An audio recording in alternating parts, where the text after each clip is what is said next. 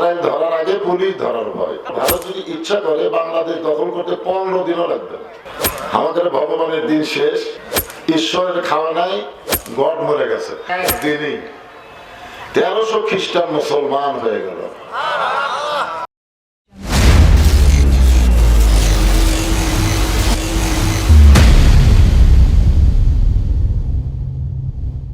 সময়টা আল্লাহর অত্যন্ত পছন্দ, যার কারণে আল্লাহ কোরআনে বলেছেন বুকরাতাও ওয়া আসিলা, সকাল এবং সন্ধ্যা। এই দুইটা সময় অত্যন্ত গুরুত্বপূর্ণ সময়। আমার সামনে যিনারা বসে আছেন, আসতেছেন, বসবেন, সকলকেই অন্তরের অন্তঃস্থল থেকে আমি শুভেচ্ছা জ্ঞাপন করছি। সম্মানিত মা বোনেরা, পর্দার অন্তরালে বসে বসে যারা আলোচনা শুনতেছেন, তাদেরকে শ্রদ্ধা জ্ঞাপন করে এই মুহূর্তে জানতে চাচ্ছি আপনারা কেমন আছেন। আলহামদুলিল্লাহি রাব্বিল আলামিন। জি আলহামদুলিল্লাহ। যে আল্লাহ আমাদেরকে পুরোপুরি সুস্থতা দান করে মানসিক প্রশান্তি, সুবহানাল্লাহ বলে। গত বছর এই সময় কিন্তু মানসিক প্রশান্তি ছিল না, শরীর সুস্থ ছিল, কিন্তু মনের মধ্যে কেমন যেন একটা কোরআনের মাহফিলে বসলি না জানি কি হয়, না জানি কি হয়। আজরাইল ধরার আগে পুলিশ ধরার ভয়। ঠিক কিনা বলেন? সে অশান্তি আর আছে? জোরে বলেন। এখন শারীরিক সুস্থতা এবং মানসিক প্রশান্তি যে আল্লাহ আমাদেরকে জান্নাতের বাগানে কবুল করলেন, আমরা সে আল্লাহর উপরে খুশি না বেজার? তাহলে জবান করে সমস্বরে সকলেই বলবো রব্বানা লাকাল হামদ হামদান কাসীরান তাইয়িবান মুবারাকান ফীহি। আমরা প্রশংসা করলাম কার? কেন করলাম? এই কারণেই আমরা প্রশংসা বেশি বেশি করব যে আমাদের ভৌগোলিক অবস্থার দিক দিয়ে বাংলাদেশ এমন একটা দেশ যা তিন দিকে হচ্ছে ভারত। তিন দিকে কি? আর একদিকে আছে বঙ্গোপসাগর, পলানোর কোন রাস্তা নেই। আছে? ভারতের একজন ফাটাকেষ্ট হুমকি দিছে। আমরা অনেক যুবকেরা যাকে মিঠুন চক্রবর্তী বলে, যে তিন দিকে ভারত, একদিকে সাগর। ভারত যদি ইচ্ছা করে বাংলাদেশ দখল করতে 15 দিনও লাগবে না। 15 দিনই গোটা বাংলাদেশ ওরা দখল করবে। যে কথা বলেছে সে হচ্ছে মারওয়ানের জাত। আর আমরা যারা এখানে বসেছি আমরা হলাম আল্লাহর দল। প্রয়োজন কথা ঠিক কিনা? কিছুদিন আগে আমেরিকায় আগুন লাগছিল, আপনারা জানেন? হ্যাঁ, দাও দাও করে আগুন জ্বলা শুরু হয়ে গেল। যত প্রকার প্রযুক্তি ছিল সমস্ত প্রযুক্তি প্রয়োগ করে যখন আগুন বাগে আনা যাচ্ছে না, আয়ত্তে আসতেছে না, নিপতেছে না, তখন তারা মুসলমানের দ্বারস্থ হলো। আমেরিকায় যারা মুসলমান ছিল তাদের কাছে এসে বলল যে আপনারা আজান দেন, আমাদের ভগবানের দিন শেষ, ঈশ্বরের খাওয়া নাই, গড মরে গেছে, এখন তোমাদের আল্লাহর আজান দাও। মুসলমানেরা যেখানে সুযোগ পেল সেখানে আজান দিল। যতদূর পর্যন্ত আজানের শব্দ যায় ততদূর পর্যন্ত আল্লাহ আগুন নিভাইয়া দেয়। একদিনই 1300 খ্রিস্টান মুসলমান হয়ে গেল। এখান থেকে আমরা বিশ্বাস করি পৃথিবীর কোন জাতের কোন পাওয়ার নাই। আমরা যারা আল্লাহর দল করি সমস্ত পাওয়ারের মালিককে আরো জোরে বলেন। এই কারণে আমরা আল্লাহর শুকরিয়া বেশি বেশি আদায় করব।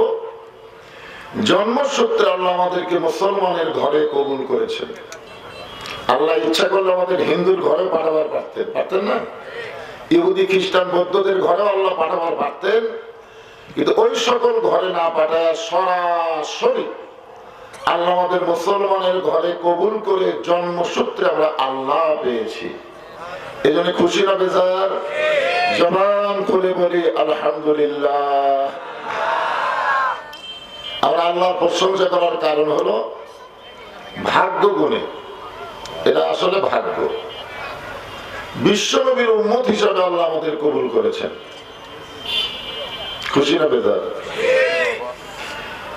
যে নবীর উম্মত হয়ে আমাদের কতটুকু লাভ হয়েছে, লাভের কথাটা 2 মিনিটে বলি।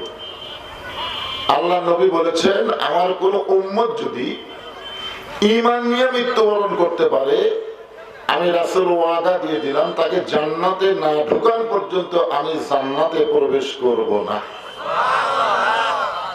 এই জন্য একটা গানও আছে, আছেন আমার মুক্তার, আছেন আমার ব্যারিস্টার, শেষ বিচারের হাইকোর্টেতে তিনি আমায় করবেন পার, আমরা পাপী রাসূল জাবিনদার। আল্লাহ যখন হাকিম হয়ে আমাদেরকে আসামি করে বিচার শুরু করবেন, ওই সময় আমাদের নবী উকিল হয়ে, ব্যারিস্টার হয়ে আল্লাহর কাছে আমাদের ব্যাপারে ওকালতি করে আমাদেরকে সুপারিশ করে জান্নাতে পৌঁছায় দিবেন। এইটা শোনার পরও যাদের মুখে সুবহানাল্লাহ আসলো না, আপনারা কখন বলবেন? আপনি কি মনে করতেছেন আপনি সরাসরি জান্নাতে যাবেন? এরকম মনে করতেছেন নাকি? দুনিয়ার আদালতে উকিল ছাড়া বাঁচার বুদ্ধি হয় না, আর আখিরাতের আদালত ওই সময় একজন উকিল হবেন, ভাগ্য করে তিনি হচ্ছেন আমাদের নবী। সুবহানাল্লাহ বলেন। এই জন্য দরুদের মধ্যে আমরা কি বললাম? আল্লাহুম্মা সাল্লি আলা সাইয়্যিদিনা মুহাম্মদ। আমাদের নবী শুধু আমাদের নবী না, আমাদের নবী হচ্ছেন আমাদের নেতা। আমাদের নেতাকে আমাদের অনুসরণ করা লাগবে। কি করা লাগবে? অনুসরণ করা লাগবে। এই ছেলেবেলা মোবাইলে কি আমাদের বাংলাদেশে অনেক মুসলমান আছে যারা নবীকে শুধু নবী বিশ্বাস করে, নেতা হিসাবে সাধারণ একজন মানুষের পিছনে ঘুরঘুর করে। এরকম আছে না নাই? কথা কয় না, আছে না নাই? আপনার নেতার নাম কি? শহীদ জিয়া, শেখ মুজিবুর রহমান, নেতার নাম কি? শোনেন, নবীর প্রতি দরুদ পড়ে, নবীর সালাম করে মিলাদের ভিতরে, কিন্তু নবীর সমাজ গড়ার কাজে অনেকের দ্বন্দ্ব মনে বাজে। নবী থাকবে মাদ্রাসায়, নবী থাকবে মসজিদে, নবী থাকবে কোরআনের মাহফিলে, নবীকে সংসদ ভবনে নিয়ে যাওয়া ঠিক না। অনেক মুসলমান এরকম বলে, বলে কি বলে না? আমাদের বাংলাদেশের একজন নেতা তো বলেই ফেলেছে যে ইসলামের সাথে রাজনীতির কোনো সম্পর্ক নাই, রাজনীতির সাথে ইসলামের কোনো সম্পর্ক নেই। এমন কথা আমাদের বাংলাদেশের মুসলমান বলে, যে এই কথাটা বলেছে দেখবেন তার নামের মধ্যে ইসলাম আছে, নাই তার নামের মধ্যে কিন্তু ইসলাম। আরে মিয়া, ছোট্ট একটা নামের মধ্যে যদি ইসলাম থাকে, এত বিশাল রাজনীতির মধ্যে ইসলাম নাই, এ কথা একমাত্র মুনাফিক ছাড়া কোন মুসলমান বলতে পারে না। বলে কথা ঠিক কিনা? কত বড় কথা! মুসলমানের জমিনে নেতারা হয়, এরা নেতা, ওদের আবার চামচা আছে। আমার নেতার চরিত্র ফুলের মতো পবিত্র, নামাজ পড়ে না একত্র। এরা নেতা, এরা হলো হারকিল সাফ করার লেতা। লেতা বলতেন না? লেতা। একটা স্লোগান দেন, যে বলবো আমার নেতা তোমার নেতা, সকলে বলবেন বিশ্ব নবী মোস্তফা। আপনি আজকে বললি আপনার লাভ হবে, যদি না বলেন বিপদে পড়বেন। আমার নেতা তোমার নেতা, সবাই দিচ্ছেন?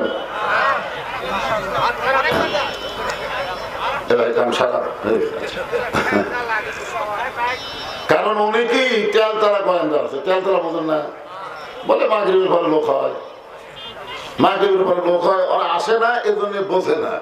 আপনারা বলেন তো, যে হারে লোক আসতেছে আর 15 মিনিট পরে দেখবেন জায়গায় হবে না, এজন্য 60টা স্লোগান দেবেন তো জনগণ বুঝুক পাবলিক কি জিনিস। রে পুষ্কা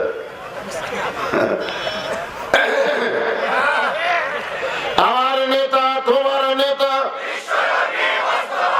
বিশ্ব নবীর চরিত্র ফুলের চাইতেও বলা লাগবে, কারণ আল্লাহ বলেছেন ইন্নাকা লাআলা খুলুকিন আযীম। আযীম হচ্ছে আল্লাহ 99টা নামের মধ্যে একটা নাম। নবীর চরিত্রের সঙ্গে আল্লাহ সেই নামটা যোগ করে বুঝাইলেন, মহান চরিত্রের অধিকারী হলেন আমার নবী। জোরে বলেন সুবহানাল্লাহ।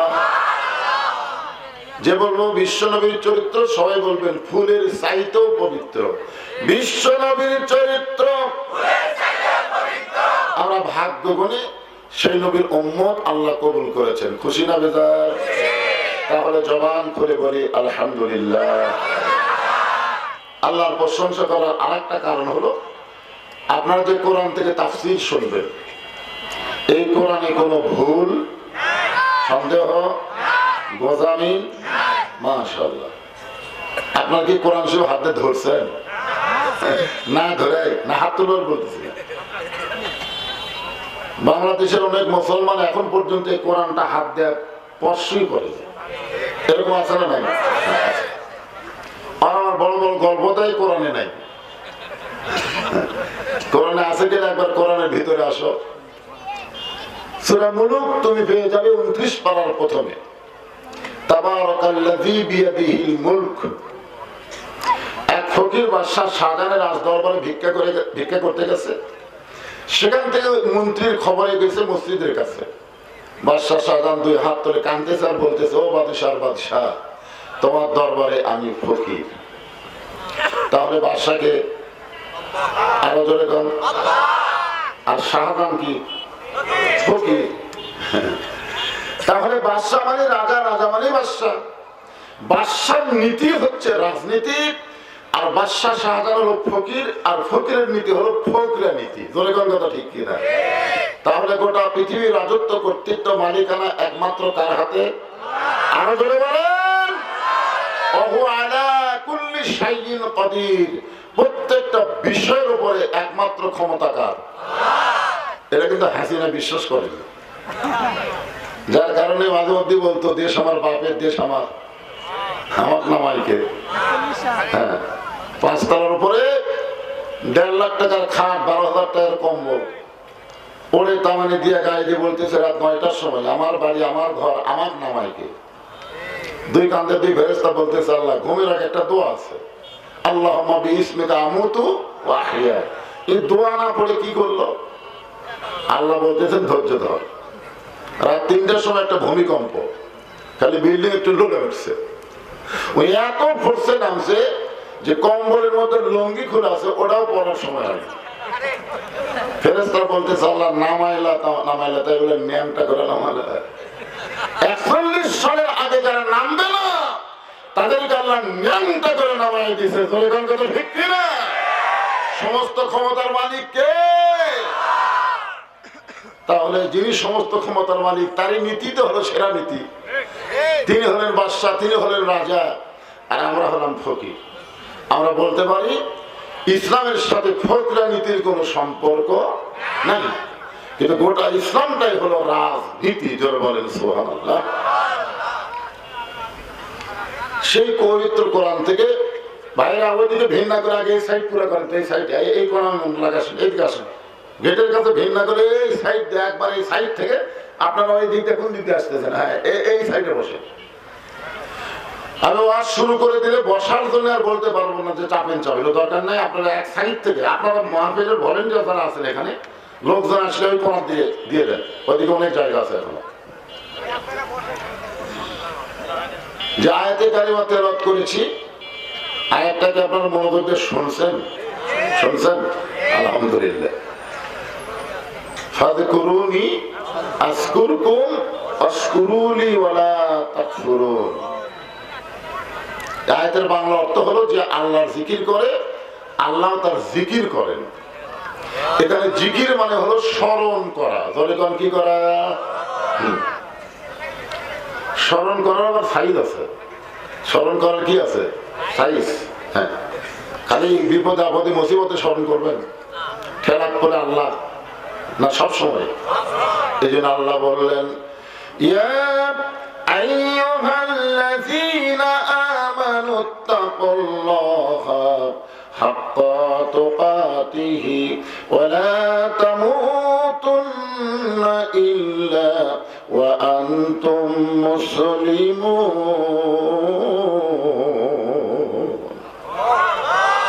আল্লাহর একজন মস্ত বড় পয়গম্বর, নাম হলো নূহ নবী। ধরে কোন কি নবী? শুকনা জায়গায় একটা নৌকা তৈরি করতেছেন। শুকনা জায়গায় কি তৈরি করতেছেন? আরো জোরে, জোরসে বলো, জোর হলো না, আরো জোরে। আওয়ামী লীগেরা খুশি হয়ে যাচ্ছে, মানে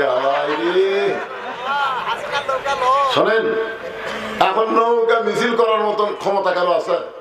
মিছিল করার দূরের কথা, নৌকার লোক দেখলি পুলিশ ধরে যাচ্ছে। আর আজকে কোরআনের মাহফিলে আপনার নৌকা নৌকা মিছিল করলেন, মাশাআল্লাহ।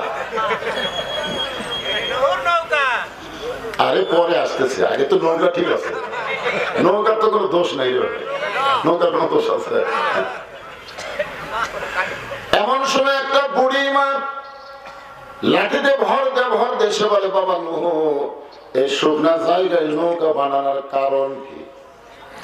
নূহ বলতেছেন, বুড়িমা, বন্যা নামক একটা গজব আসবে, এই গজবে গোটা পৃথিবী ধ্বংস হয়ে যাবে, নৌকার ভিতরে উঠবে যারা, আল্লাহ পাক রক্ষা তাদের করবে। নৌকার বাহিরে থাকবে যারা, বিপদে পড়বে তারা। আমরা 15.5 বছর নৌকার বাহিরে যারা ছিলাম, আমরা বউ চললে ঠিক মতো ঘুম পাড়বার পারিনি। আমার কথাই বলতেছি, দোয়া দরুদ পরে কেবল ঘুমোর সাইজ হচ্ছে ইতিমধ্যেই। সব পুলিশ তো আর আওয়ামী লীগের না, কিন্তু পুলিশ তো আমাকেও আছে, এরা অফিসার না, এরা নিম্ন। আমাকে ভাই হুজুর আজকে আপনার বাড়ি যাচ্ছে, আপনি কোথায় আছেন? আর বউ কোনার ঘুরতে মারে, যাও যাও, তোমার জন্য আমরা ধরা বলো তো। শ্বশুরকে মোবাইল করলাম, আব্বা ধান খবর কি? না বাবা, তুমি আপাতত আসো না, মানে তোমার উপরে সরকার খেপে আছে, এটা পড়ে গেল। নৌকার বাহিরে যারা ধ্বংস হবে তারা, নৌকার ভিতরে যারা আল্লাহ রক্ষা তাদের করবেন। বুড়ি বলতেছেন, বাবা নূহ, বন্যা নামক গজব যখন আসবে, সবাই যদি নৌকায় উঠতে চায়, তোমার এই ছোট্ট নৌকার মধ্যে কি সবার জায়গা হবে? নূহ বললেন, বুড়িমা, ইমানদার বান্দা বান্দি যারা নৌকার ভিতরে কেবল মাত্র জায়গা পাবে তারা, পাইকারে হারে সবাই না। ইমানদার বান্দা বান্দি যারা নৌকার ভিতরে জায়গা পাবে তারা। সঙ্গে সঙ্গে বুড়ি বললেন, লা ইলাহা ইল্লাল্লাহু নূহ নবিউল্লাহ। আপনারা কি কলমা পড়লে গুনাহ হবে নাকি? ইহুদির হিংসা আছে, ইহুদিরা মুসা পর্যন্ত নবী মানে, তারপরে আর নবী মানে না। খ্রিস্টানদের হিংসা আছে, খ্রিস্টানরা ঈসা পর্যন্ত নবী মানে, তারপরে আর মানে না। আর মুসলমানের কোনো হিংসা নাই, প্রত্যেকটা নবীকে মহব্বত করে আর মুহাম্মদ সাল্লাল্লাহু আলাইহি সাল্লামকে অনুসরণ করে। দরকার কথা ঠিক কিনা? তখন আমাদের কোন নবীর কলমা পড়লে সমস্যা আছে? তাও সবাই বলেন, লা ইলাহা ইল্লাল্লাহু নূহ নবিউল্লাহ। নূহ বললেন, বুড়িমা, আপনার কোনো টেনশন নাই, আপনাদের কোনো টেনশন নাই। আমার দুই ধারে দুইজন মুরব্বী আছে, আছে না নাই?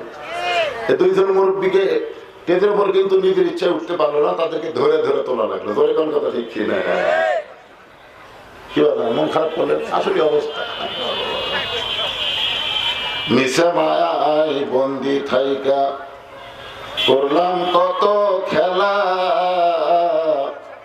পশ্চিমে তাকায়া দেখো তোমার ডুইবা গেছে বেলা, এক পলকের নাই ভরসা, মিশে সকল আশা, কখন বুঝি দারুণ ঝড়ে ভাঙ্গে তোমার বাসা। নূহ বললেন, বুড়িমা, বন্যা গজব যখন শুরু হবে, তখন আমি আপনাকে হাত ধরে নৌকায় উঠায় তুলব। সঙ্গে সঙ্গে বুড়ি বললেন, আলহামদুলিল্লাহ, আশকুরুনি ওয়ালা তাকফুরুন।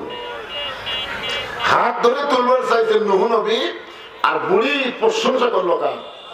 তার মানে বোঝা গেল, ঈমান গ্রহণ করার পরে দুনিয়ার কারো প্রশংসা করা যাবে না, প্রশংসার একমাত্র মালিককে।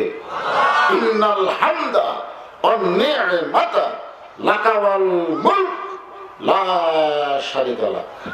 যারা হজ করছেন কাবা ঘরকে সামনে নিয়ে এই ওয়াদা কিন্তু আপনারা দিয়ে আইছেন। এখানে হাজী সাহেব আছে না নাই? হাজী সাহেবরা নাই? আছে।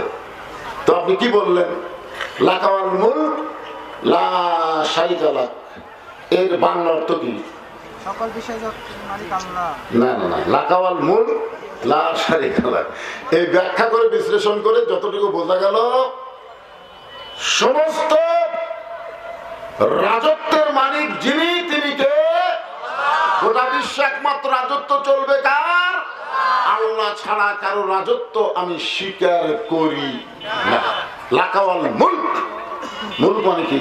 বাদশাহ। একমাত্র আল্লাহ ছাড়া অন্য কারো বাদশাহী রাজত্ব আমি স্বীকার করি না। এই তলবিয়া পাঠ করে আপনি বাংলাদেশে এসে মানুষের দল করতেছেন।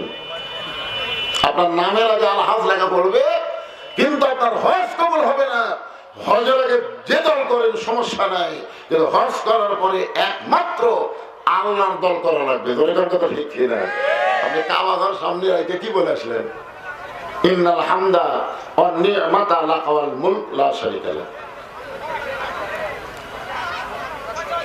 বন্যা গজব শুরু হয়ে গেল, আর আপনাদের ওইদিকে হইচয়ের গজব শুরু হলো। আমি কিন্তু বলেছি প্রথমে যে মাহফিলের ভলেন্টিয়ার মাদ্রাসার হুজুরা কোথায় গেল? লোকজন হইচই করার তাল পাবে কেন?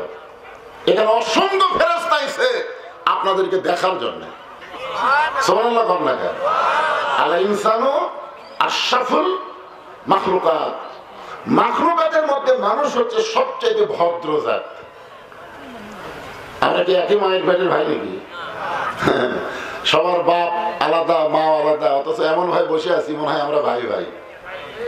এই কয়টা লোক খেলা আক্কেলপুর বাজারে যায়, একে চিল্লা চিল্লিতে কানে কিছু শোনা যাবে না। জোরে কোন ঠিক কিনা? কিন্তু কোরআনের মাহফিল আসার সাথে সাথেই, বর্ষার সাথে সাথেই এরা এমন ভাবে ভদ্র হয়ে গেল। কে ভদ্র করে দিল? আল্লাহ তাআলা আপনাদেরকে ভদ্র বানাইয়া দিছে। সুবহানাল্লাহ বলেন না কেন? এই মানুষের কথা বলতে গিয়ে আল্লাহ 4টা শপথ করছে, জানেন? খালি মানুষের কথা বলবে 4টা শপথ করলেন আল্লাহ। ওয়াতিন ওয়াযাইতুন ওয়াতুরি সিনিন ওয়া হাযাল বালাদিল আমিন। তারপরে আল্লাহ বললেন লাকাদ খালাকনাল ইনসানা ফি আহসানি তাকবীর। আল্লাহু আকবার। এই জন্য হইচই না করে সুন্দরভাবে জায়গা থেকে আপনার বসে। বন্যা গজব শুরু হয়ে গেল। এই গোটা পৃথিবী, এমনকি হিমালয় পর্বত থেকে শুরু করে যত পাহাড় পর্বত যা আছে সব পানির তলে ডুবে গেল। 40 দিন পর্যন্ত গোটা পৃথিবীর সবকিছু পানির নিচে ডুবে থাকলো। কয়দিন? 40 দিন। 40 দিন পরে পানি যখন কমতে থাকলো, এক সময় নূহ নবীর নৌকা যদি পর্বতে ভিড়ে গেল। আল্লাহ বলে নূহ খবর কি? আলহামদুলিল্লাহ। আল্লাহ বলে নূহ খবর কি? বলে নৌকার মধ্যে যারা জীবিত আছে তারা, নৌকার বাহিরে যারা ধ্বংস হয়েছে তারা। আল্লাহ কয় নূহ রে, তোমার নৌকার তো বুড়ি দেখা যায় না, তোমার নৌকার মধ্যে তো বুড়ি দেখতে পাই না। নূহ বলতেছে আল্লাহ আমার মনি,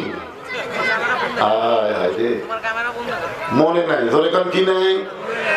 তার মানে বোঝা গেল আল্লাহ ছাড়া অন্য কাউকে আপনি ধরতে পারবেন না।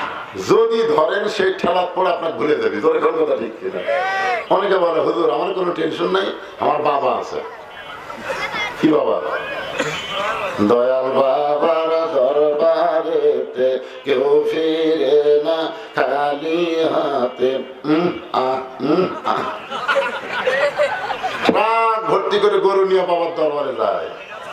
জিজ্ঞাসা করা হচ্ছে কোথায় যাচ্ছেন? আপনি জানেন না হুজুর? আমার বাবার দরবারে যাচ্ছি। তোর কি বাপ মা নাই? বুড়া বুড়ি বাচ্চা আছে। বাপ মানে বুড়া বুড়ি বানায় বাবার দরবারে যায়। আর যাই হোক সে বৈধ সন্তান হতে পারে না। কথা ঠিক না? বলে হুজুর আমি পীর ধরছি। আরে পাগলা, যে পীর ধরছে। 3টা জিনিস আপনারা খেয়াল করবেন। ডাক্তারের বউ কোনোদিন সিজার লাগে না।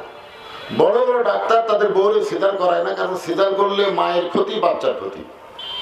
আপনি আপনার এলাকায় খোঁজ করে দেখবেন একটা বড় ডাক্তার বউকে সিজার করায়নি, নর্মালি বাচ্চা হয়েছে। 2 নম্বর হলো মাওলানাদের বাড়িতে কোনোদিন মিলাদ হয় না, তারা পরের বাড়িতে পড়ায়, নিজের বাড়িতে হয় না, খেয়াল করে দেখবেন। 3 নম্বর হলো পীরের বউ কোনোদিন মুরিদ হয় না। আপনি খোঁজরা দেখবেন যত পীর বাংলাদেশে ওরকে বউ মুরিদ হয়নি। কি জন্য হয়নি? কারণ জানি আমার পীর মাঝে মধ্যে মুরিদের বইয়ের দিকে চোখ মারে, এই লুচ্চার হাতে কে মুরিদ করে। আপনার বোঝেন না তাই ধরছে, খেলা করলে পীর আপনার কথা মনে রাখবে। নূহ নবী বলতেছে আল্লাহ আমার মনেই নাই। আল্লাহ বলে নূহ তাহলে বুড়িটার খবর কি? নূহ বলতেছে গোটা পৃথিবী যখন ধ্বংস হয়ে গেছে তাহলে বুড়িটাও ধ্বংস হয়ে গেছে। আল্লাহ বলে নূহ আজগুবি কোনো কথা বলা যাবে না, কথা বললে তদন্ত করে বলা লাগবে। আজগুবি যাকে বলা হয় গুজব, গুজব বোঝেন না? কয়েকদিন আগে একটা গুজব উঠছিল ইউনুস নাকি পড়ে গেছে। এই গুজব শোনা আওয়ামী লীগের কয়েকজন এক বিএনপির নেতার বাড়ি আর জামাত ইসলামের নেতার বাড়ি ভাঙবার গেছে। গুজব শুনেন ইউনুস পড়ে গেছে আর আমাকে এই মনে করে ভাঙবার গেছে, ওরা ধরা খায় না পিটন খাতে ভাই। এই গুজবে কাম দেশ করে পাবো। ইউনুস পড়ানার দাঁত, ইউনুস নবীরে খাইল মাছেতে গিলিয়া, ফেরেশতা পাঠাইলেন আল্লাহ ইসমে আজম দিয়া, দমে দমে সে হরদম পড়ে সে ইসমে আজম, মাছেরই উদর হইতে বাঁচাইলা প্রাণ। সবাই বলেন আল্লাহু আল্লাহু, তুমি জানলে জালালুহু, শেষ করা তো যাই না গে তোমার গুণগান। হাসিনা ভারত যাওয়ার পরে ভারত যে হারে বাংলাদেশের উপর খেপিছে, খালি ইউনুস যদি না থাকতো। আপনারা বলেন তো ইউনুস নবীকে মাছে গিলিছিল হজম করে কি সমস্যা করে গেল? জনগণেরা যে সময় না গেলে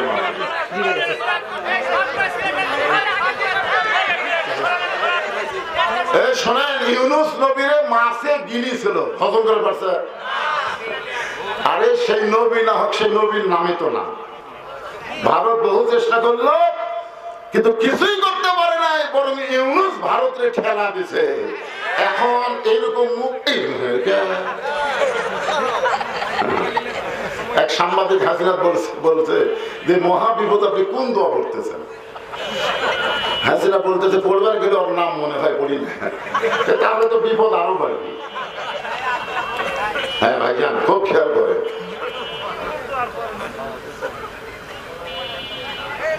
তদন্ত না করে কোনো কিছু বলা যাবে? আল্লাহ নূহকে বলতেছেন বলার আগে তদন্ত করে দেখো তো বুড়িটার খবর কি। নূহ নবী তদন্ত করতে এসে দেখে বুড়ি তো দূরের কথা, বুড়ির বাড়িটাও পর্যন্ত কিছুই হয় নাই। সামান্য একটা ঝুবড়ি বাড়ি, সেই বাড়িটাও পর্যন্ত কিছু। হায় হায়, গোটা পৃথিবী ধ্বংস হয়ে গেল আর বুড়ির বাড়ির কিছুই হলো না। বিল্ডিং বাড়ি না তো, সাধারণ একটা ঝুবড়ি বাড়ি। সঙ্গে সঙ্গে নূহ ডাক দিলেন বুড়িমা। বুড়ি টোপলা নিয়ে হাজির। নূহ বলে বুড়িমা টোপলা কেন? বলে সাইজ হয়ে আছে। কখন ডাক পড়বে আমরা জানি? যখন আমাদের ডাক কখন পড়বে আপনি জানেন? এটা কিসের ডাক? ডাক দিয়েছেন দয়াল আমারে, রইব না আর বেশি দিন তোদের মাঝারে, চলতে পথে 2 দিন থামি নাম, যাবার কালে একজন আরো দেখা না পাইলাম। হাসিনা যখন ভারতে যাচ্ছিল আপনারা দেখছেন, ভিডিও ফুটেজ দেখছেন, শেখ রেহানা মাথা নিচু করে যাচ্ছে আর হাসিনা খালি এরকম করে তার দিকে তাকায় দেখতেছে। কি যাবার কালে এক সামসারও দেখা না পাইলাম। কি সামসা? হাসিনা পর্যন্ত হযরত বানা দিছে, এরকম সামসা আপনার নাই। আপনাকে এই এলাকার এই মালদা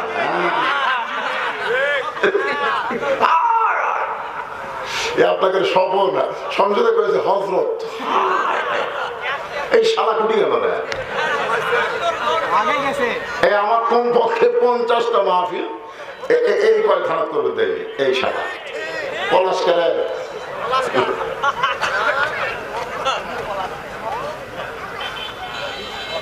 একটু মনোযোগ দিবেন। বুড়িমা টোপলা নিয়ে হাজির। নূহ বলতেছেন, বুড়িমা বন্যা গজব শেষ হয়ে গেল, আমি আপনাকে হাত ধরে নৌকায় উঠাবার চাইছিলাম, কিন্তু গজবের তাড়ায় আপনার কথা আমার মনে নাই। ও বুড়িমা, এমন কি আমল করেন যে আমল করার কারণে আপনার বাড়িটাও কিছু হইল না, আপনারও কিছু হইল না? সঙ্গে সঙ্গে বুড়ি বলে, নূহ বিসমিল্লাহকে আইন কাটছে। আপনারা মনে করেন যারা বিসমিল্লাহকে ভাষণ দেয় এই শালারা কোন জাত বোঝেন না? এরা বিসমিল্লাহকে আইন কাটতে একদল খাচ্ছে, একদল খাওয়ার জন্য রেডি হচ্ছে।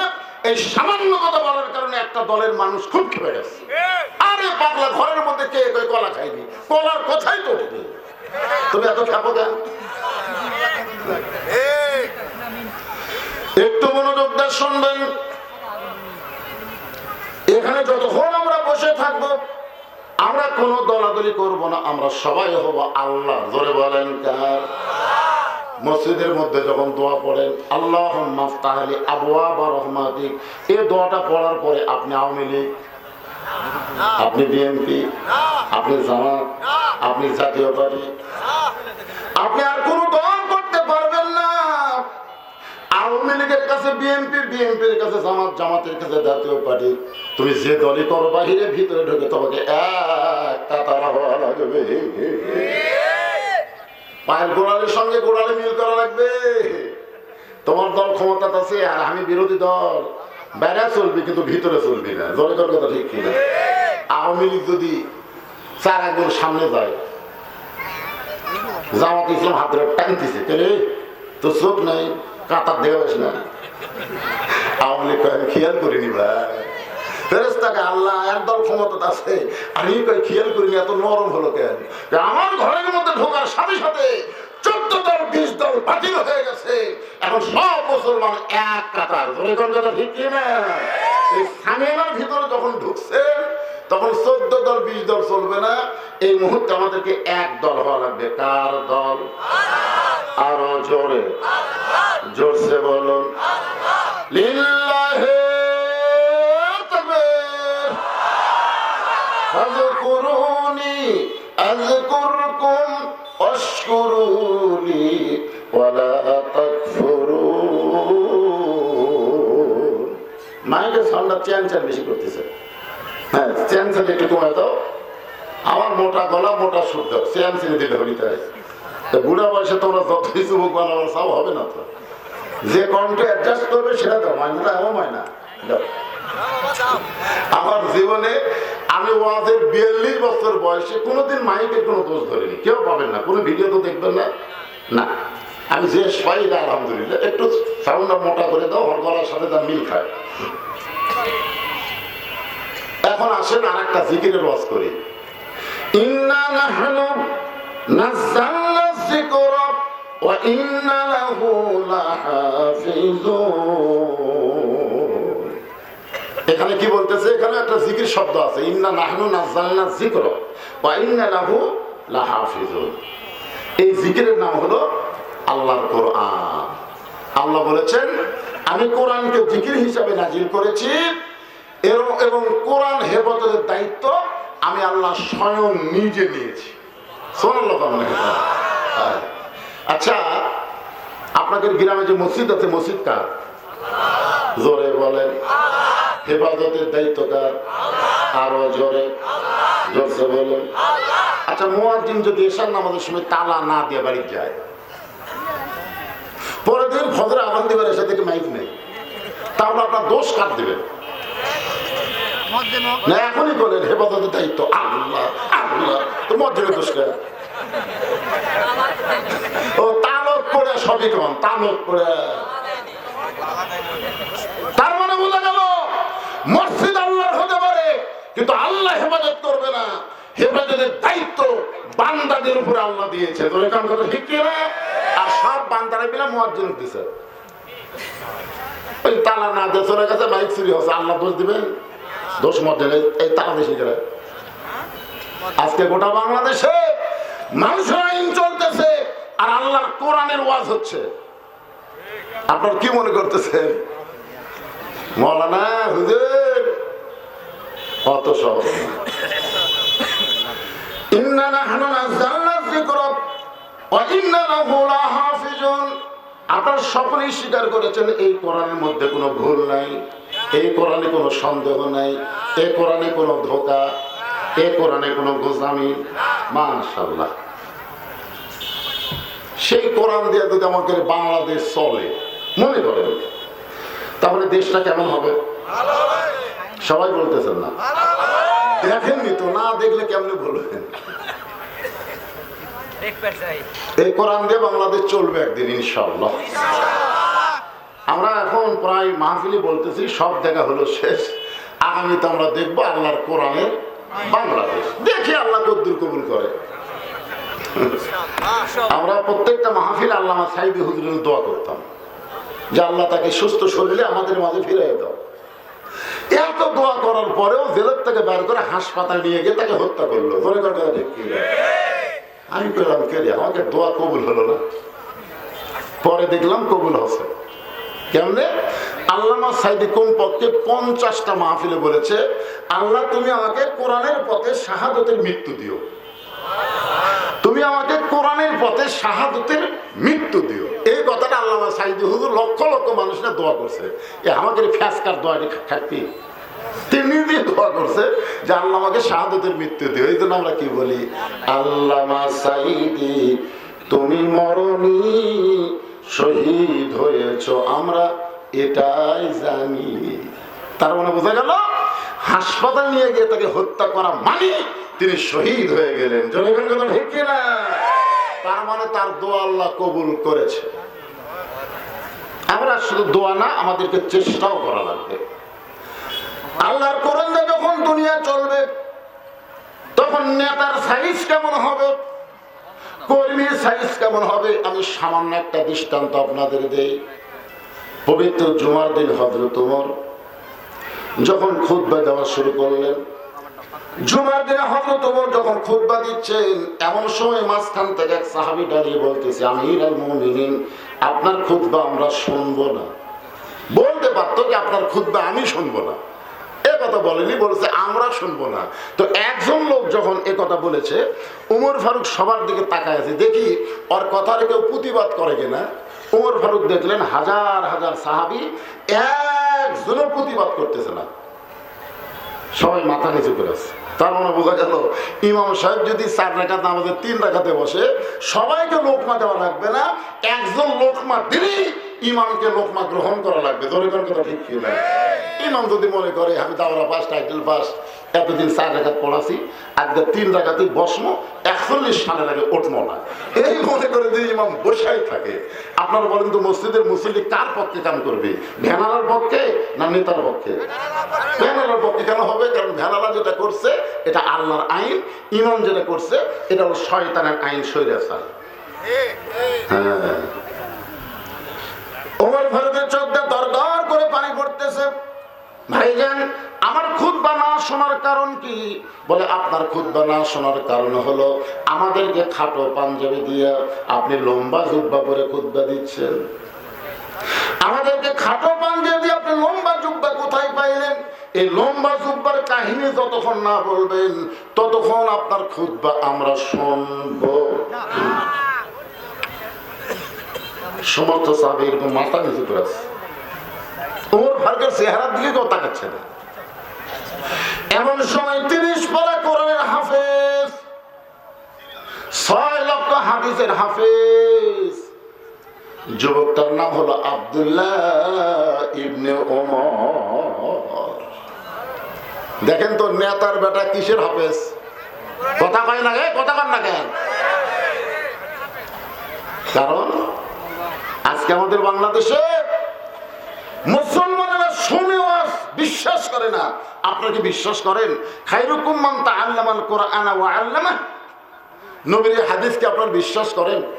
বুখারী শরীফের হাদিস বিশ্বাস করেন আপনারা? রাসূল বলেছেন ওই ব্যক্তির চাইতে দামি সম্মানী ব্যক্তি কেউ নাই যে কোরআন শিখেছে এবং অপরকে কোরআনের শিক্ষা দেয়। আর কথা পায় না। যদি এই কথা আপনারা বিশ্বাস করেন তাহলে প্রাইমারিতে সরকার বেতন দেয় আর হাফেজি মাদ্রাসা ভিক্ষা করে চলন লাগে, কারণ কি? আমরা শুনি ঠিকই, আমরা বিশ্বাস করি না। যার কারণে আজকে আমাদের এমন অধঃপতন হয়ে গেল। ওমর ফারুকের ছেলে 30 পারা কোরআনের হাফেজ, 6 লক্ষ হাদিসের হাফেজ। আমাদের হাসিনার বেটা কিসের হাফেজ?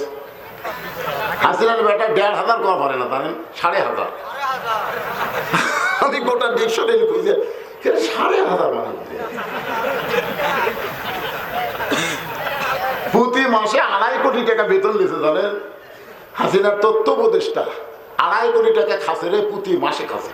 এটা তো বৈধ খাওয়া, বেতন খাওয়া। তার ছাড়াও 57,000 কোটি টাকা এক রূপপুর থেকে মেরে খাসে। আর চোখত্ব পানি নেই, সারা হাসিনার চোখত্ব পানি নেই, লাখত চিকেন দেখবেন টয়লেট।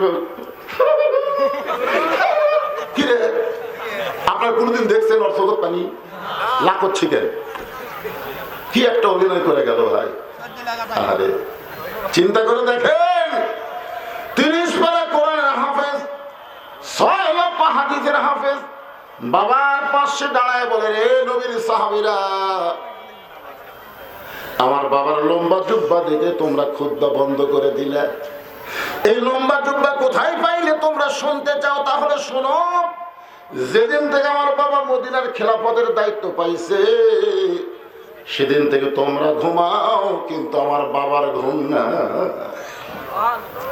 একদিন গভীর রাত্রে আমি চেতন পাই, দেখি দরজায় আমার মা খাওয়া হয়ে আছে। আমি বললাম, মা এই গভীর রাত্রে দরজায় কেন দাঁড়ায় আছেন? আমার মা বলে, আব্দুল্লাহ রে, তোমার বাবা রাতের বেলা ঘুম পারে না, সারা রাত চোরের মতন চুপি চুপি একা একা মানুষের দুঃখ কষ্ট নিজের চোখে দেখে। বাংলাদেশের মতন 96টা দেশ, 96টা দেশ একত্র করলে যত বড় হবে তত বড় এরিয়া তিনি খলিফা।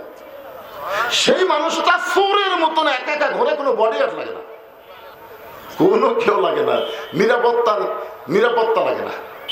কারণ জানি নিরাপত্তা দেওয়ার মালিককে।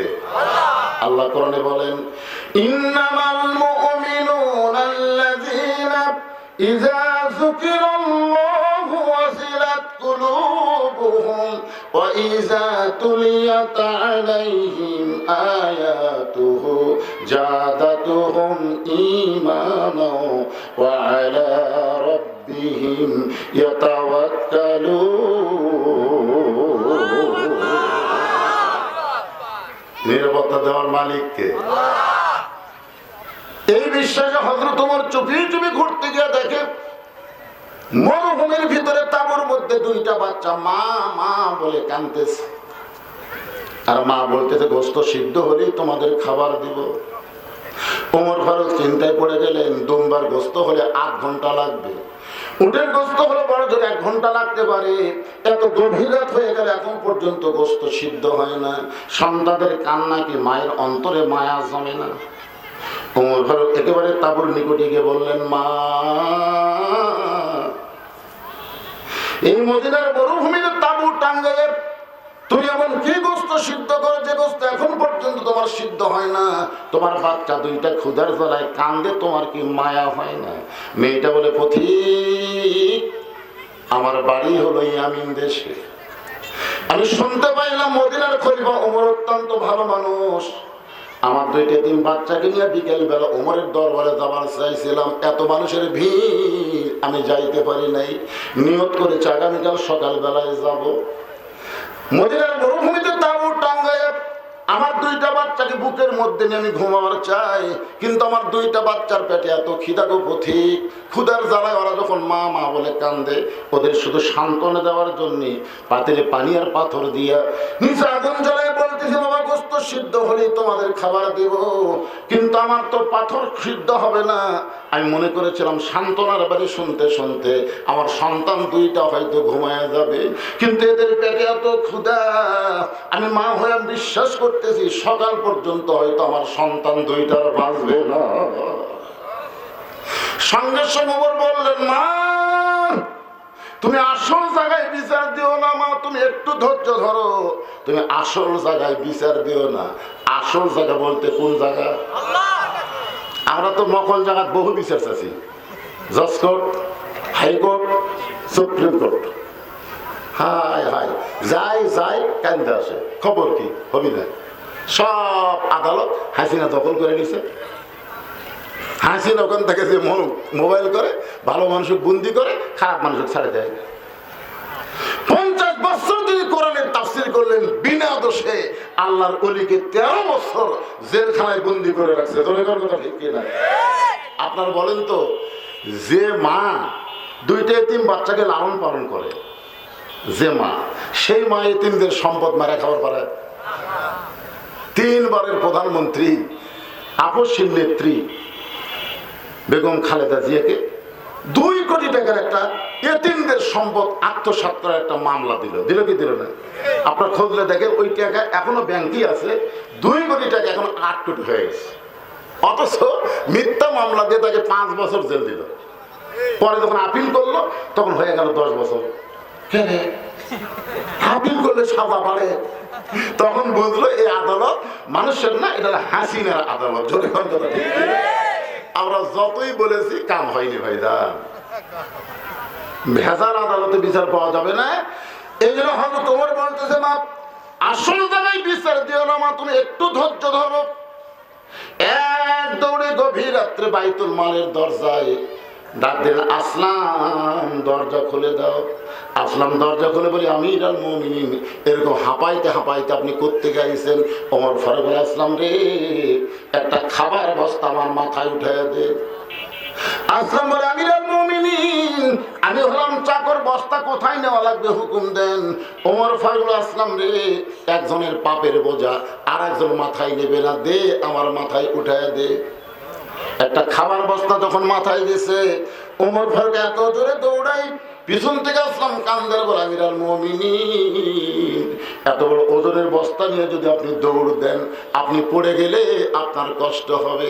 ওমর বলে, আসলাম রে দোয়া কর, দোয়া কর, আমার জন্য দোয়া করে। আসলাম সময় মতো যদি আমি বস্তা নিয়ে যাবার না পারি, তাহলে এই উমরকে আল্লাহ জাহান্নামের আগুনে পুড়ে ফেলবে। আত্তাকুল্লাহ হাক্কা তুকাতিহি, একটু মনোযোগ দিয়ে শুনবেন। এক দৌড়ে তাবুর কাছে গিয়ে বললেন, মা, তোমার 2টা সন্তান কি এখনো জীবিত আছে? মহিলা বলতে যে এখনো জীবিত আছে। তাহলে রুটি হালুয়া তৈরি করো। মা রুটি হালুয়া তৈরি করে যখন ওমরের হাতে দেয়, ওমর ঘরে 2টা বাচ্চাকে 2 কুড়াতের উপরে বসায়া রুটি ছিঁড়ে হালুয়া যখন মুখে দেয়, 2টা বাচ্চা খায়। আর ওমরের চোখে দর দর করে পানি পড়ে। 2টা বাচ্চা চোখের পানি মুছে দিয়ে বলে, কে গো তুমি? কে এই গভীর রাত্রে আমাদের বাবার দরদ নিয়ে তুমি আমাদের বাবা হইয়া রুটি হালুয়া খাওয়াও, এরপরে তোমার চোখের মধ্যে পানি দেখি, তুমি কে গো? তুমি কে? ওমর বলে, আল্লাহ, এই অধমকে জাহান্নামের আগুন থেকে তুমি বাঁচায় দাও। পর্দার ভিতর থেকে মহিলা বলে, পথিক, ভালো মানুষের গল্প শুনেছি, কিন্তু মানুষ এত ভালো হয় আজকে তোমাকে দেখে বুঝতে পারলাম। আল্লাহ ওমরকে যদি মদিনার খলিফা না বানাইতো, তোমার যদি মদিনার খলিফা বানাইতো, মদিনা আল্লাহর জান্নাত হয়ে যেত। আব্দুল্লাহ বলে, নবীর সাহাবীরা রে, আমার বাবার জুব্বা লম্বা দেখে তোমরা খুতবা বন্ধ করে দিস। তাহলে শোনো, আমি বলতে চাচ্ছিলাম না, তাহলে শোনো। ওমর ফারুক বলে, আব্দুল্লাহ কান্দিস না বাবা, বলে দে। আব্দুল্লাহ বলতেছে, তাহলে শোনো, তোমরা সবাই যখন ঘুমাইয়াছিলে, আমার বাবা তখন ঘুমায়নি। গভীর রাত্রে আমার ঘরের দরজায় ডাক দেয়, আব্দুল্লাহ রে, আব্দুল্লাহ। আমি আব্দুল্লাহ দরজা খুলে দেখি বাবার হাতে একটা পাঞ্জাবি। আমি খুশি হয়ে বললাম, বাবা বাইতুল মাল থেকে একটা পাঞ্জাবি দিল বাবা, আর একটা পাঞ্জাবি দিবার আইছেন। তাহলে নেতার বেটা হওয়ার মধ্যে লাভ আছে। নেতার বেটা হওয়ার মধ্যে কি আছে? একটা পাশে আর একটা দিবার আইছেন। সঙ্গে সঙ্গে হযরত ওমর কোরআন থেকে তেলাওয়াত করলেন, ইন্নাল্লাহা ইয়ামুরুকুম আন তুআদ্দুল আমানাতি ইলা আহলিহা ওয়া ইযা হাকামতুম বাইনান নাস আন তাহকুমু বিল আদল। জোরে বলো আল্লাহু আকবার।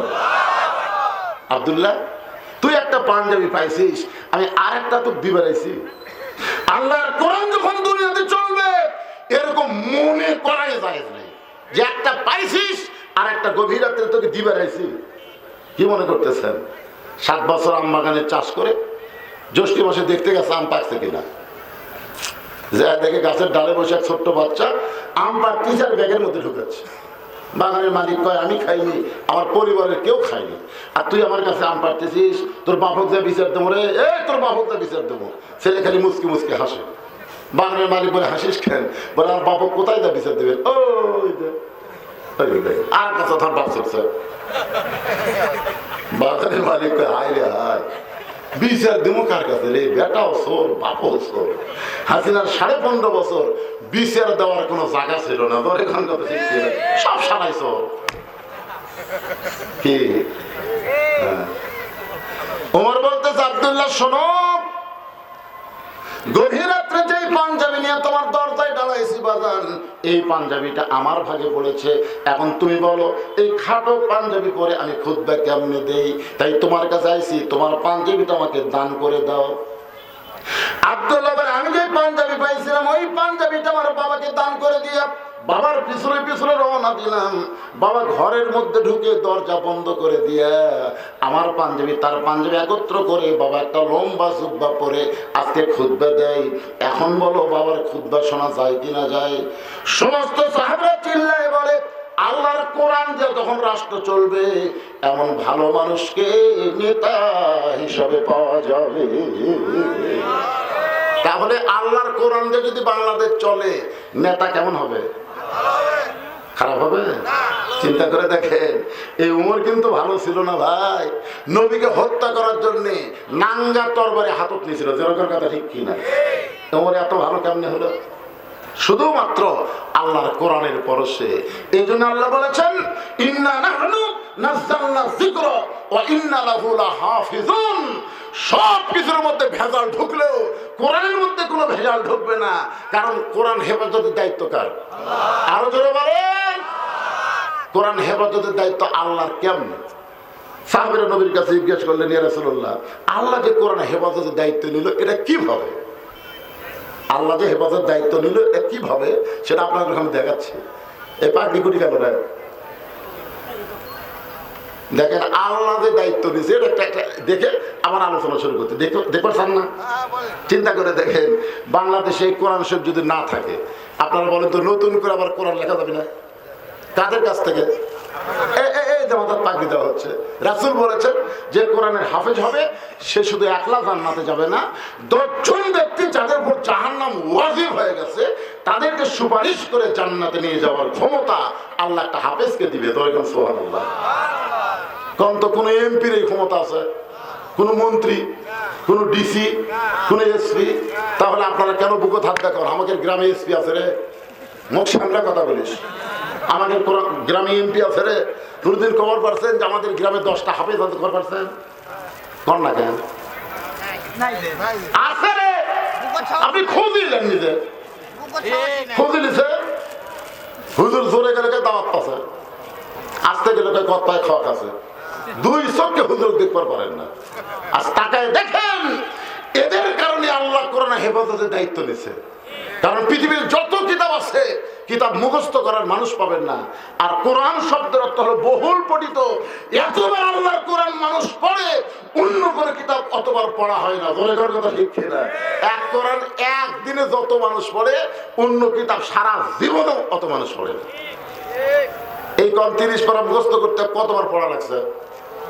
আপনারা দেখছেন কোরআন শব্দ আর কোরআন সামনে নেই, এর কাছে কোনোদিন আসছেন আপনারা? 2-1 দিন আসা দেখবেন তো খালি কি ঝোঁকরে অজিলাত কুলুবুহুম। সুবহানাল্লাহ বলে। এই জন্য আপনাদের মাদ্রাসার একটা ফসল, এর মাথায় পাগড়ি দিয়ে প্রথমেই দিবস ছিল। আমি বললাম না, প্রথমবার লোকজন যখন আসবে ওয়াজের মিডল পয়েন্টে, এখন ওয়াজের মিডল পয়েন্ট অন্য জায়গায় আজান দিচ্ছে বলে এখানে এশার নামাজ হবে না। এশার নামাজ যদি আজকে 8 ঘন্টা পরে হয়, সমস্যা আছে আপনাকে? এই জন্য ওটা বসা নাই, ওটা বসা নাই, চাপে বসে থাকবে। দাও বাবা, সামনে নিয়ে আসো, সামনে নিয়ে আসো।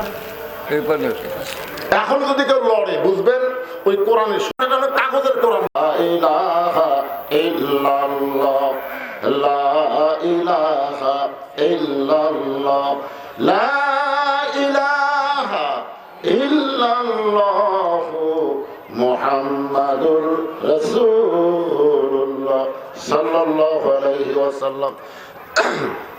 ফাযকুরুনি আযকুরুকুম ওয়াশকুরুনি ওয়ালা তাকফুরুন। এই জিকিরের আয়াত দিয়ে আপনাদেরকে আল্লাহর কোরআন আল্লাহ জিকির হিসাবে নাজিল করেছেন। কোরআন হেফাজতের দায়িত্ব কার হাতে? এখন আর একটা আয়াত তেলাওয়াত করব। আমি অনুরোধ করবো সবাই বসবেন। আর একটা আয়াত, বেশি তো আজকে বলা যাবে না। আর একটা আয়াত শোনেন। ইযা নুদিয়া লিস-সালাতি মিন ইয়াউমিল জুমআ ফাসআউ ইলা যিকরিল্লাহ।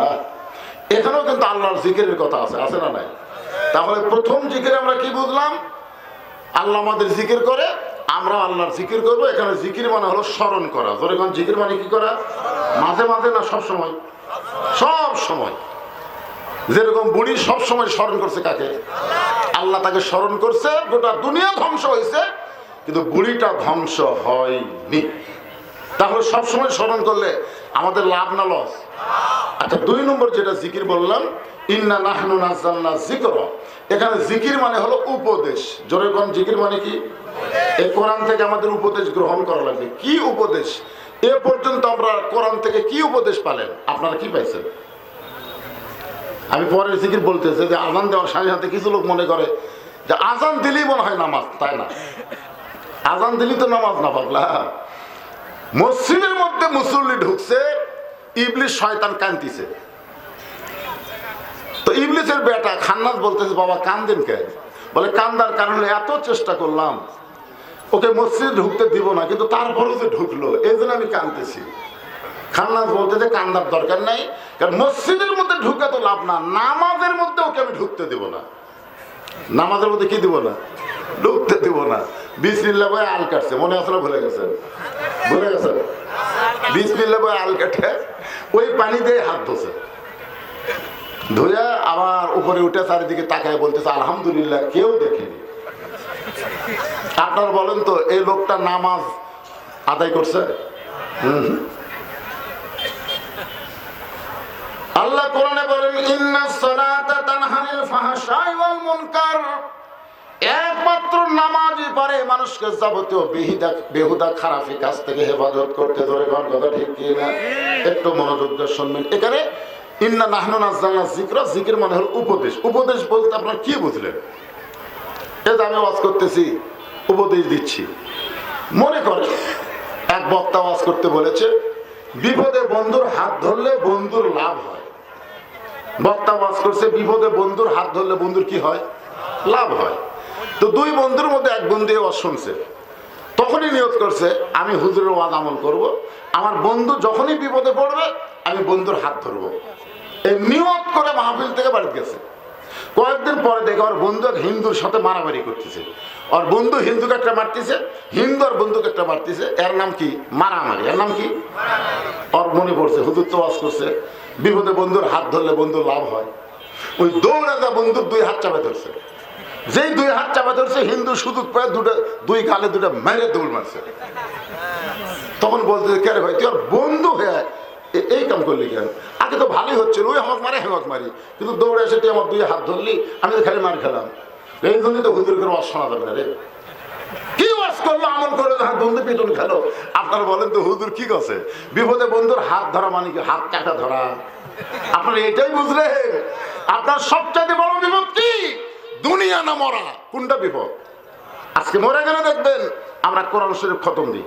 মরে গেলে আমরা এটাই বুঝলাম যে লোকটা মরে গেছে, চলো আমরা এক গ্রুপ যাই। আমার এক দাদা ছিল, আল্লাহ জান্নাত বাসী করুক, ছোটবেলায় দেখছি কোনো মানুষ মরলি আমার দাদা বলতো আলহামদুলিল্লাহ, আলহামদুলিল্লাহ, আলহামদুলিল্লাহ। আমি বললাম কেন দাদা, মানুষ বললে ইন্না লিল্লাহ কোয়া লাগে, আপনি আলহামদুলিল্লাহ করেন না কেন? আলহামদুলিল্লাহ বলেন কেন? বলে ভাই রে, আমি কোরআন শরীফ খতম দিয়ে খাই, কেউ মরে না, আমার দাওয়াত নেই। আমি কোরআন শরীফ খতম দিয়ে খাই, কেউ মরে না, আমার দাওয়াত নেই। আর 2 মাস পরে একটা লোক মরল, মরার খবর শুনে আমার খতম দিয়ে খাওয়ার দাওয়াত হবে, এই জন্য আলহামদুলিল্লাহ। আমি বললাম দাদা আপনারা কিভাবে খতম দেন? তখন বলতেছে ভাই আমরা 10 জন একটা জোট করছি, 10 জন, কেউ মরলে আমরাই 10 জন। আমাকে 10 জনকে একজনের দাওয়াত দিই, আমরা বলি ভাই একলা যাবো না, আরো 9 জন আছে, আমাদের একটা গ্রুপ আছে। এই 7 পাড়ার মধ্যে খতম আমরা ছাড়া অন্য কেউ চান্স নেই। কি হয় খতমদের আমরা 3 পাড়া করে ভাগ করে নিই, ওই 3 পাড়া ছাড়া অন্য কোনো পাড়া আমরা পড়ি না। আমার 3 পাড়া আর 3 থেকে এইভাবে।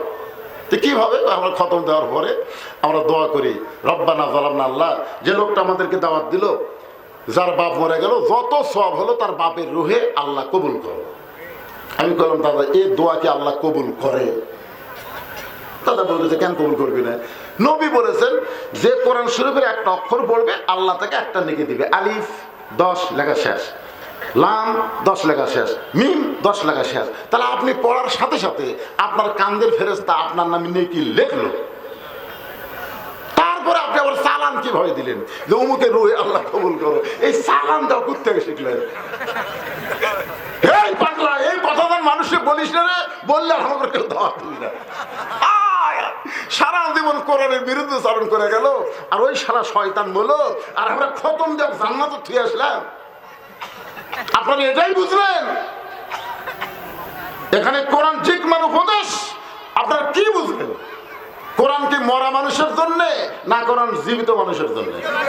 দেখেন তো আল্লাহ কোরআনের প্রথমে কি বলতেছেন, জালিকাল কিতাবু লা রাইবা ফি হুদাল লিল মুত্তাকিন। হুদাল লিল মুত্তাকিন, মুত্তাকিনের জন্য কোরআন হলো জীবন ব্যবস্থা। আপনারা যেরকম কোরআনের ওয়াজ শুনতেছেন, তাফসীর শুনতেছেন, এর চাইতে ভালো শ্রোতা হলো আবু জেহেল। জানেন আপনারা? নবী যখন কোরআন শরীফ পড়তো, আবু জেহেল চুপি চুপি এসে এই দেওয়ালের কাছে কান লাগায় সারা রাত দাঁড়িয়ে থেকে কোরআন শুনছে। শুনি স্যার, কেমন বসেনি? বসার চান্স আছে নাকি?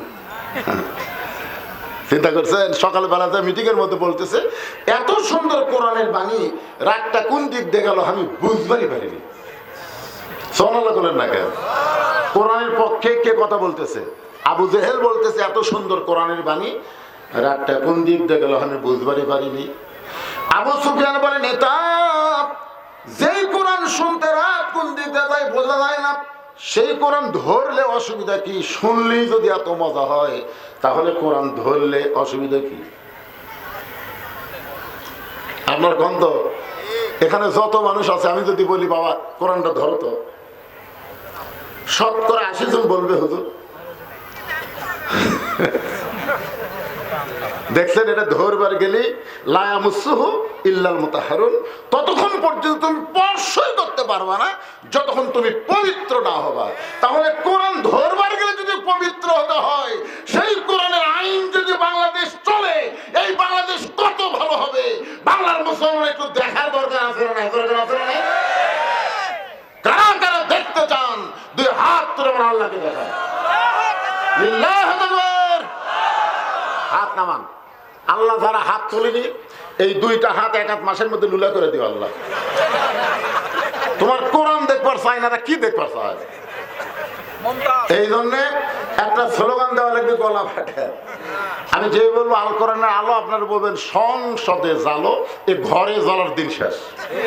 আবু জেহেল কিন্তু ঘরে জ্বালানোর পক্ষে, যে বাবা তুমি ঘরের মধ্যে কোরআন শরীফ পড়ো, তুমি যদি যুবতী বউ চাও দেবো, তুমি যদি মক্কার ধনী হওয়ার চাও টাকা দিয়ে তোমার ধনী বেড়া দেবো, যা খাবার চাও সব তোমার ঘরের মধ্যে হাজির করে দেবো, কিন্তু কোরআন নিয়ে খবরদার বেড়া জানতে হবে না।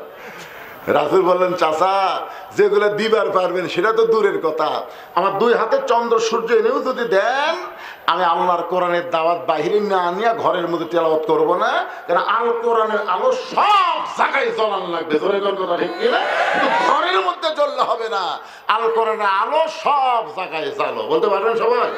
আল কোরআনের আলো সব জায়গায় জ্বালো, কোরআন হাদিস যেখানে দুনিয়ার মুসলমান লিল্লাহি তাকবীর।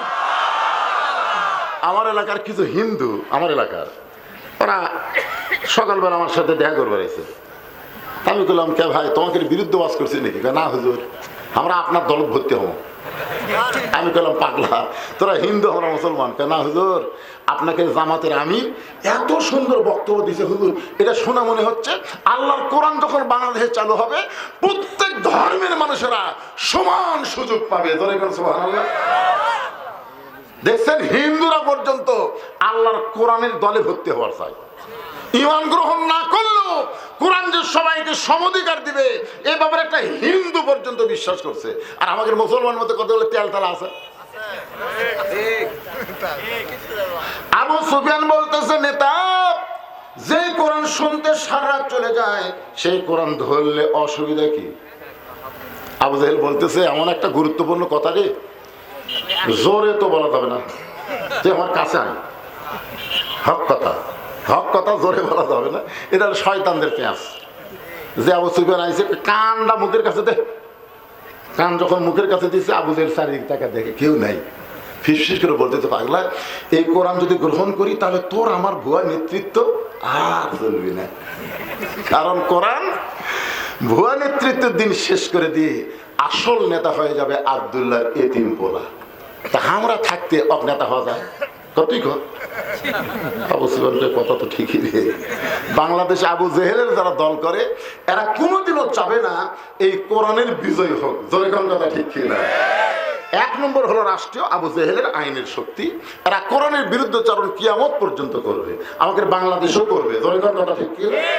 দুই নম্বর হলো যারা পুঁজিপতি। পুঁজিপতি দেখেন আজকে কার ছেলে কোরআনের হাফেজ হলো, আমি শুনে আমার কলজার মধ্যে একেবারে ধলঘল উঠে গেল। একটা প্রতিবন্ধী, একটা মানসিক রোগী, তার সন্তান কোরআনের হাফেজ। আপনি খোঁজলে দেখবেন বাংলাদেশের কোন পুঁজিপতি, কোন ধনী, কোন এমপি, কোন নেতার সন্তান কোরআনের হাফেজ হয় না। কথা বলেন না কেন ভাই? কারণ এরা সবসময় কোরআনের বিরুদ্ধে। কারণ এরা জানে কোরআন আইন চালু হলে শতকরা 2.5 টাকা আল্লাহ দেওয়া লাগবে, 2.5 টাকা জাকাত দেওয়া লাগবে। তাহলে 1000-এ কত দেওয়া লাগবে? 25 টাকা, 25 টাকা। হ্যাঁ, লাখে কত? 2500। 1 কোটিতে 2.5 লাখ, 100 কোটি 2.5 কোটি, 1000 কোটি। ও বাবারে, ও বাবারে, যারা 1000 কোটি, এরকম 100 জন ধনী, 1,000 কোটি টাকা আছে, এরকম 100 জন ধনী বাংলাদেশে আছে। এরা হিসাব করে দেখছে, ওরে বাবা, যে টাকা জাকাত হবে এই টাকা দিলে বাংলাদেশের কোনো গরিবই থাকবি না, তাহলে আমাকে পায়ের মুজা কে সাফ করবে, আমার গাড়ি কে মুছবে? এই জন্য পুঁজিপতি যারা, এরা আল্লাহর কোরআন দিয়ে বাংলাদেশ চলুক এটা কোনোদিনও চাবে না। ধরে কথা ঠিক না? আর যারা ধর্ম লিয়া ব্যবসা করে, দরবারত বসে থাকে, যারা হাজার গরু পায়, এই সালারা কোনোদিন চাবে না যে আল্লাহর কোরআন দিয়ে বাংলাদেশ চলুক। ধরে চাই, ঠিক কিনা বলে? কিন্তু আমার সামনে আজকে যারা বসে আছেন, আপনারা কি চান এই কোরআন দিয়ে আগামী বাংলাদেশ চলবে? এই দৃশ্যকে আপনারা দেখতে চান? কারা কারা চান? আর একবার আল্লাহর হাত থেকে, আল্লাহ তাকে দেখো, আল্লাহ আজকে আক্কেলপুরের মাহফিলে হাজার হাজার তোমার বান্দারা আগামীতে তোমার কোরআনের বাংলাদেশ দেখতে চায়। সকলে বলে আল্লাহুম্মা আমিন। আলহামদুলিল্লাহ। এই কোরআনের বাংলাদেশ দেখবার চাইলে এরকম কোরআনের মাদ্রাসা আপাতত কোরআনের শাসন না আসা পর্যন্ত আমাদের টিকায় রাখতে হবে। কারণ আজকে প্রাইমারির পক্ষে ওরা লাগছে, প্রাইমারিকে আগডম বাগডম ঘরডম সাথে ঢাকঢোলক ঝাঁতর বাজে এই মিথ্যা শিক্ষা দিয়ে 50,000 টাকা বেতন গুনে নেয়। কথা ঠিক কিনা? আইরাই টিএলআই ভরা দিয়ে লালে গেল বল মাসে, তাই দেখে ভদন নাচে, এই মিথ্যা শিক্ষা দিয়ে মাস গেলে 50,000 টাকা পায়। যেদিন কোরআন দিয়ে বাংলাদেশ চলবে, একদম বাকদম বন্ধ হবে, ওই শিশু বাচ্চার হাতে আল্লাহর কোরআন তুলে দেওয়া হবে। কথা ঠিক কিনা? আপনার ছোট বাসন বাচ্চা যদি ছোট্ট থেকে পবিত্র হওয়া শেখে, ও কোনোদিন অপবিত্র হবে না। গোটা বাংলাদেশ খুঁজে দেখেন, কোনো হাফেজের বাবা, কোনো আলেমের বাবা, কোনো বৃদ্ধাশ্রমে নাই। জোরে কথা ঠিক কিনা? আমরা চাই আমাদের সন্তানগুলো খাড়া হয় পেশাব না করে, বসে থেকে পেশাব করে পানি লেখ।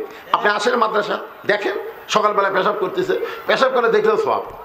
হায় হায়, আমার আব্দুল্লাহ আছে মাদ্রাসা, আমি কইলাম রে এই যে হারে পেশাব খানাত কাশে, এত লাখে মুখে পেশাবের দুর্গন্ধ ঢুকে অসুখ হবে। আমার হুজুর কয়, না হুজুর, এটা তো আসল কাশ না হুজুর। আমি কিসের কাজ করে? নিংড়ানার কাজ হুজুর।